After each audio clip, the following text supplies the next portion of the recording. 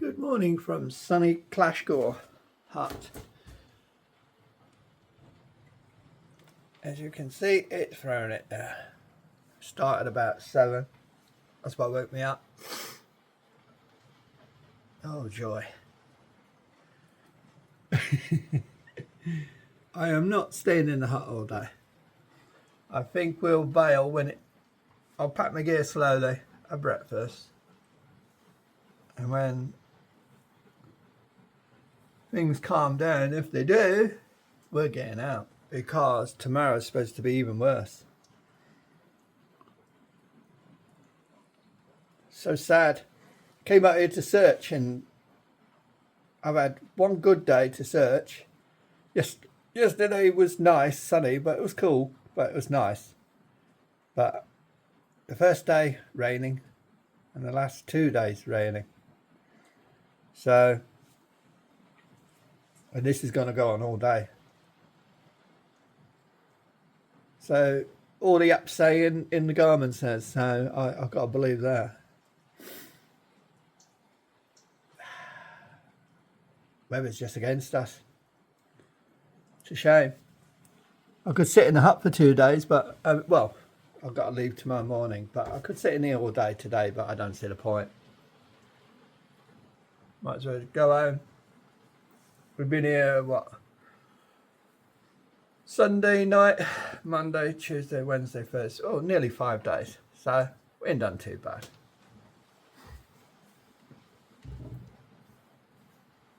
But yeah, I'm going to have breakfast and listen to the rain and do all the jobs, borrow the droppings, dog droppings, wherever they are, and wait for a calm spell and make a break for it. This is going to get crazy, this is. Still raining like crazy. Been watching a group. I was burying their dog droppings at the back. And in the distance along the track to my left, I could see this group of moving. And I thought, oh no, don't tell me the cows have got on the track, because we're going to have to pass them in the rain. I thought, that's all I need. But then I thought, hold on, the cows have got fluorescent packs on. They've been clever.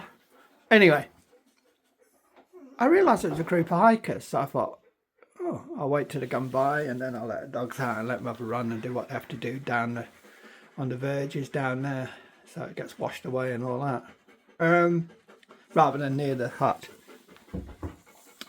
So I waited, brushed my teeth there, like you do, and a group of about 30 foreign young lads, I'd say 16, 17, completely drenched, some wearing shorts, get this, shorts, right, thin shorts, and looking completely soaked his skin, and they've only come from the car park. Went by me and I thought, oh, they're obviously going lock docker, bless them. You know what I mean? Oh no, they've just gone and peeled off and gone up to Dog Gobber. In this, I can see the group now. See where the clag is? I don't know if you won't see it through the window very well, but where the clag is, they're just below that clag. Soon they'll be lost in zero visibility. You can see how these groups get into difficulties, can't you? To go up there now with heavy rain at times, it's eased off a bit now, it's more mountain mist, but up there, I was chatting to a bloke yesterday, he went up and it was sunny, and he says it's very windy up there. I said, really? Because down here it wasn't windy. There was a little breeze, but no wind. He says very windy up there. I've been up there in bad weather. It's no fun. The temperature drops rapidly up there, and you're getting battered all ends with the rain. And they've got heavy packs. They've not got day packs. They've got heavy packs, so they're thinking of camping somewhere. And there's like 30 of them in there. And you can see some are already straggling behind. There was one straggling way behind. And they had to wait for him up here. And I thought, as I say, I thought they were going to like Dockard way. No. They've... I'm keeping an eye on them just in case they turn around. I hope they do. You don't want to be going up there in bad weather. And this is what really amazes me, is that, you know, sometimes you'll hear people go missing, and sometimes they're youngsters, and you'll say they're experienced, and the youngster may be 14, 13, whatever. How can a 13, 14-year-old be experienced? I don't care if he's been doing it from the age of 5. He ain't experienced. Experience comes with years. You get to read the weather. You get to know what's right and wrong. You don't read it out of a book or learn it off your dad. Your dad can tell you so much, but he can't tell you the pitfalls. He can't tell you how to put your feet. He can't tell you how to read the terrain and how to see what's coming in weather-wise. And he definitely can't. He can teach you to read a map and compass, but if you're not good at it, he can't make you good at it. And these young lads have gone up. There's about 30 of them, as I say. And they're soaked now. By the time they get up there, wherever they're going, I hope they're not trying to do the summit and this. But there's not going to be clearing today. And there's not really anywhere. I mean, for 30 of them up there, there's nowhere really to pitch. It levels up right high up, but I mean, it's going to be freezing up there. With this rain, with the wind chill effect kicks in. It's probably down here, it's about 12, 13 now. Up there it'd be about 7 at best. And with the wind chill, it'll be getting near 3 or 4. And they've got shorts on. And that leads me back to, I remember when I was doing the hike for Neil, me and Mike returned about a week later. Mike went home early and me and the dog stayed. And I was scanning with binoculars, I remember saying, and I watched this group come down from high up on one of the tops there.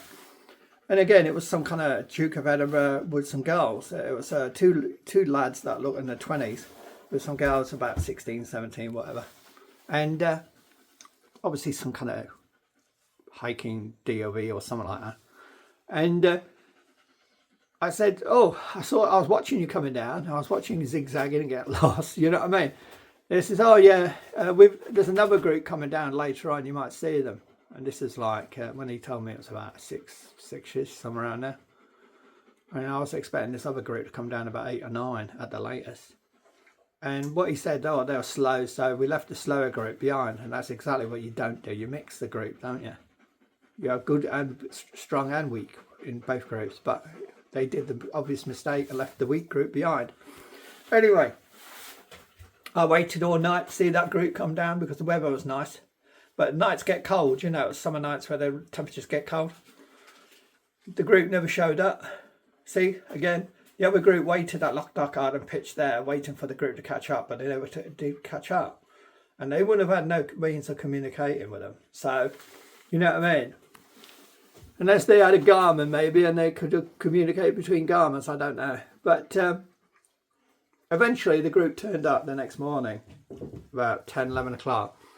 And they were all over the place. I was watching them.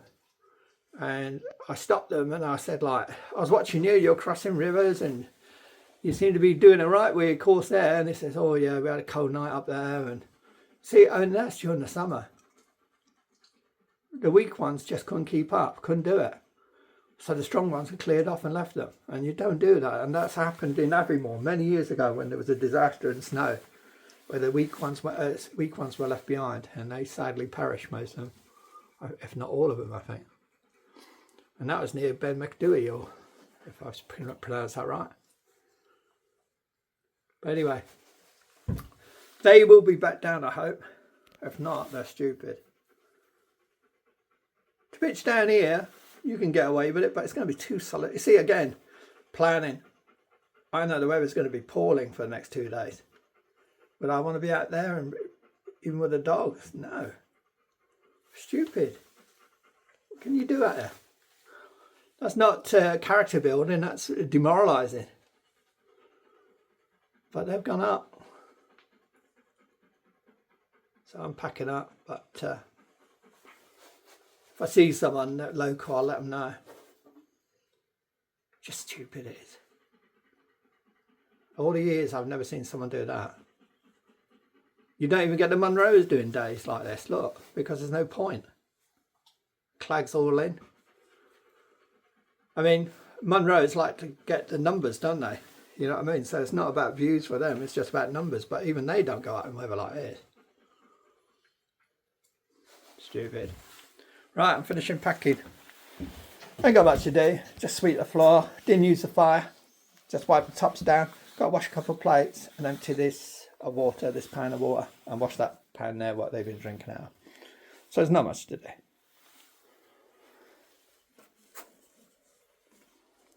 11 o'clock and it's throwing it down. Cleaned inside, put the shutter on that side. Got to put the shutter on this one, but it goes too dark if I put this one on straight away. Flag, it's all stuck. Fly the flag, come on. No sign. I mean, can you believe that group's gone out in weather like this up stop cover? How stupid. Crazy. You get soaked going to the car park, let alone going up there. So I'm just waiting for this to calm down a bit. It does go through phases. Since we get a phase, we'll make a break for it. Let's wait for the phase. Crazy weather. Anyway, lie down. You've been wet enough. Swept the floor. I left the poundland bag there with some wood. Never touched the wood. Bag comes in handy, so someone else might find it handy. Candles, they're already there. Lie down, you two. Lie down. Wash the dishes, but I haven't wiped them because the cloths in here are filthy, and I don't think it'd be wise to wipe them down with filthy cloth. Kettle's empty. Pan's empty. Bowls have been washed. No food's been left. I left some matches. Half a box of matches. They always come in handy. I also left some of my coffee because, you see that, what is it, Nye coffee? When I got here, I thought, oh great, some coffee. So I took one of theirs and had a drink and I hated it. And then I opened my pack and I realised I got some of theirs and they are from Asda. And the coffee tastes like it's got cinnamon or something. I don't know. Something. It's got some kind of flavour. Yeah. No, not for me. Gas is on. Done. Anyone that's been in this hut knows this. You know the sequence. I've got to write in the buffy, but I'll do that in a minute because it looks like I'm going to be waiting. Upstairs wasn't used. As I say, floor's clean. I've left some kindling in the fire. How about this? This is how good I am. You know what I mean? How many people do that? There you go. I left some kindling in the fire.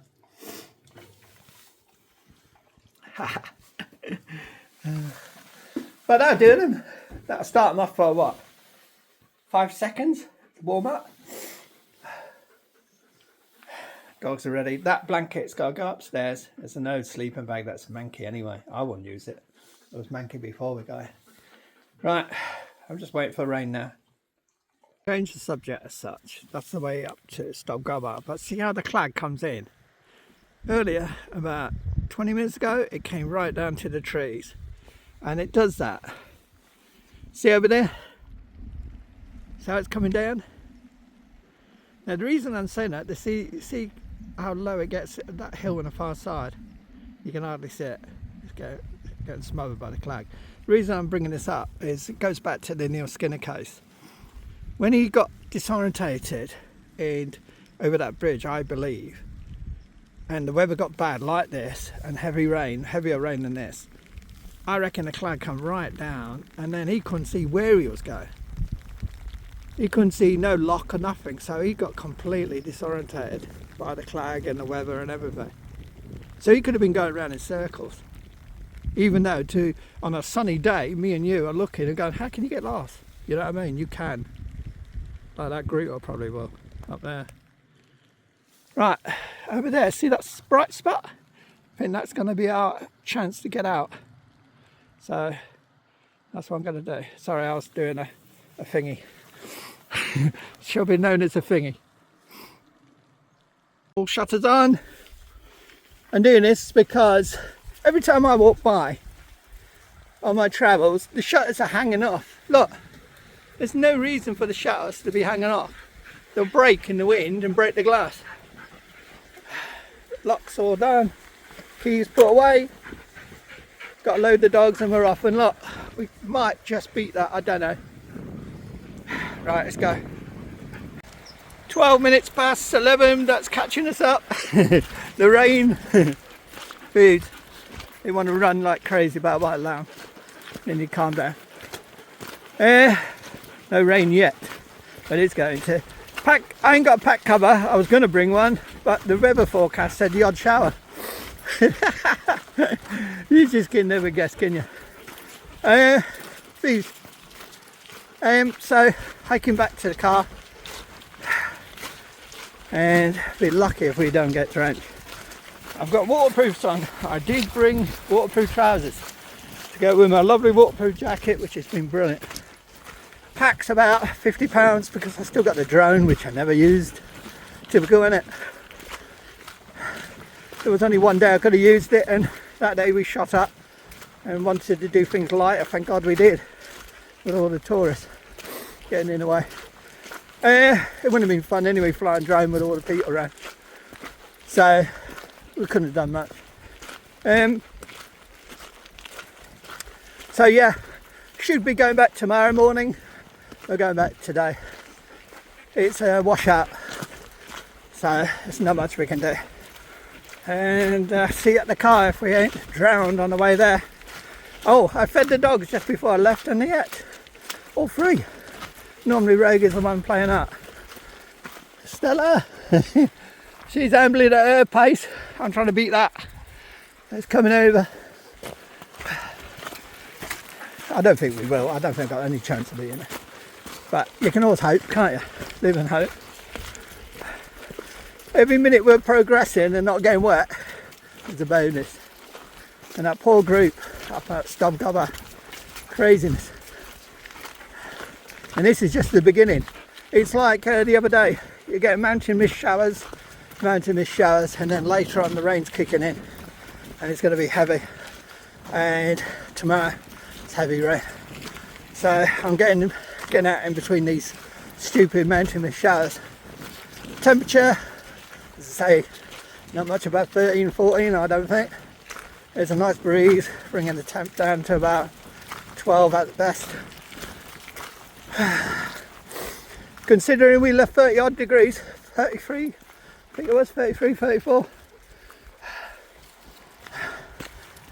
It's a bit of a difference. Right, see you back in the car. Yeah, got back in the car. It is absolutely throwing it down. Got drenched, but all this is coming off. But I want to put my other clothes on, but I can't think of anywhere I can get changed. I don't want to be driving in wet gear.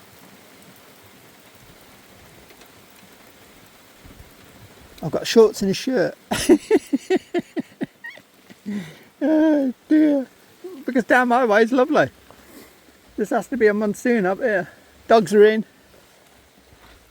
Dried them off with a towel. Everything got wet, but we got no disasters as such.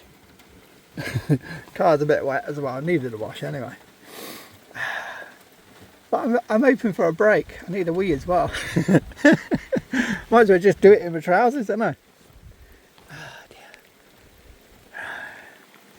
Right, I'll find out somewhere getting changed. Well, I'd like to say that was fun. Oh dear, dear, dear.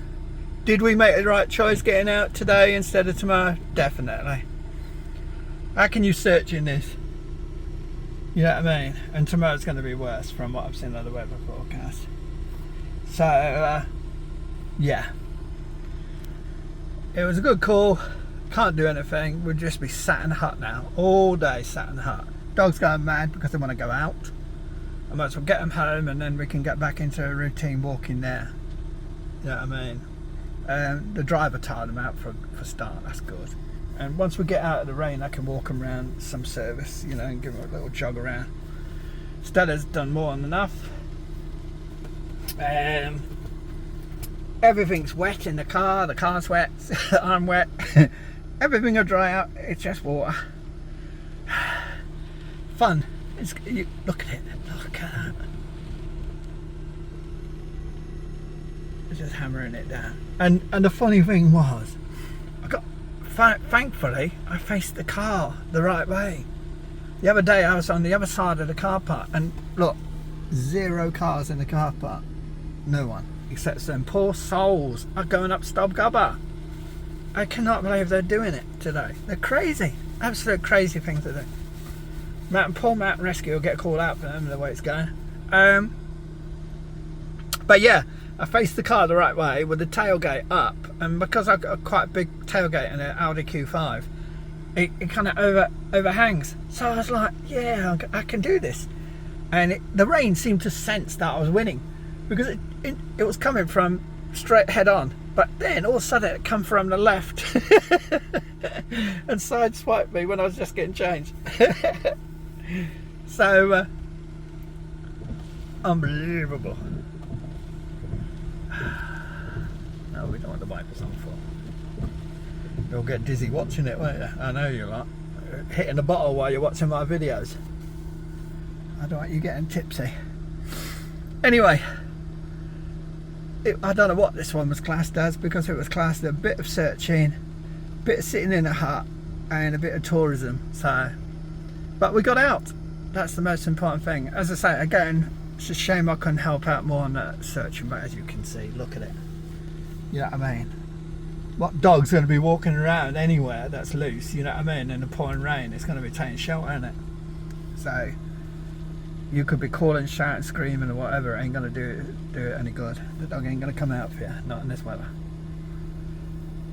So I'll be back again. I don't mind the Steel Falls area for camping. It looks brilliant up there, right push to the east. So what I'd probably do is get in early morning, park in that car park, leave a message so people don't think I'm kind of lost or something like that, or some poor bloke's kind of had an accident, and pitch up there if they're still looking for their dog. It counts. We need some sightings, because at the moment we're searching blind.